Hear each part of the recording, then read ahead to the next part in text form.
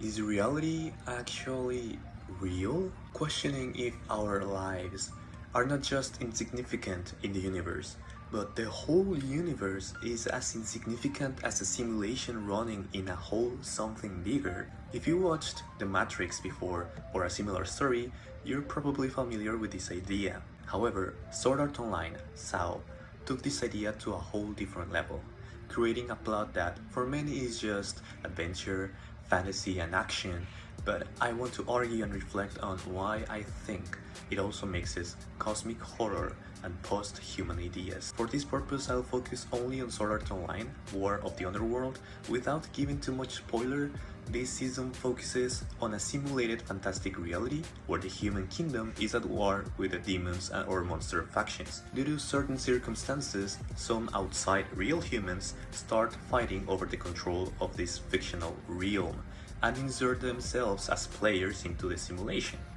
Interestingly, the characters they are assigned or choose are kings or deities. The stories we've seen so far, like Uzumaki, represent cosmic horror as something beyond human understanding. Howard Phillips Lovecraft works such as Dagon, The Call of Cthulhu, Dunwich Horror and the like love to mess with the human understanding limits. But what if humans were the source of it? I've noticed this tendency of showing humans as fragile and insignificant creatures in the whole, and that's a fact. And so highlighting the human will, values, and resilience to overcome our smallness. But now it's our turn to be the foot, not the ant, no matter if we have to create the ant.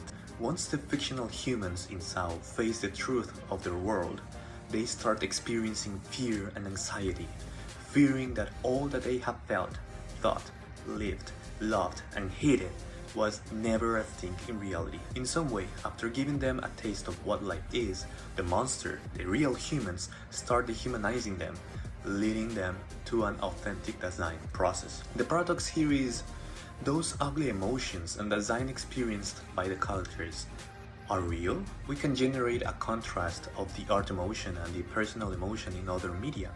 However, SAO does a great job at not only connecting the viewer with the inhuman humane, at the time it generates an interesting post-human reflection. What makes us human?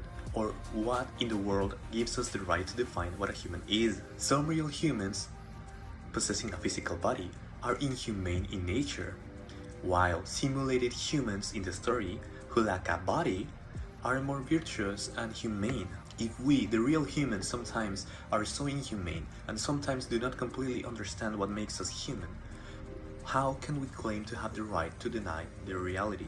Entities that, just like Alice, claim to be better humans than the real ones. Can we consider this body horror?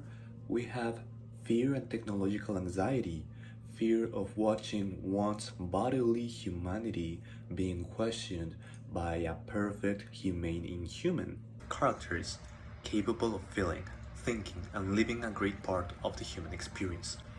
In fact, we can say here in SAO lies a very good representation of the cave analogy of Plato, where in simple terms, a prisoner who was used to watch only the shadows of things in a cave one day goes out and realizes that the shadows he considered real were only a fraction of the whole. Definitely we can spend hours defining what a human is, what is real and what is not.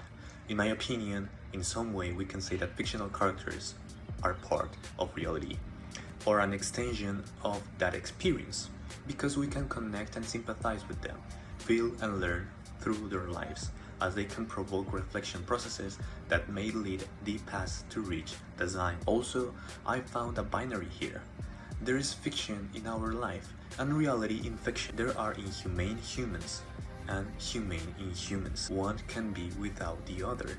To conclude, I'd like to ask you, considering the case of SAO or any other story you think is similar, are we effectively putting ourselves on a higher level, becoming the food overwhelming the fictional ants or artificial ants such as AI?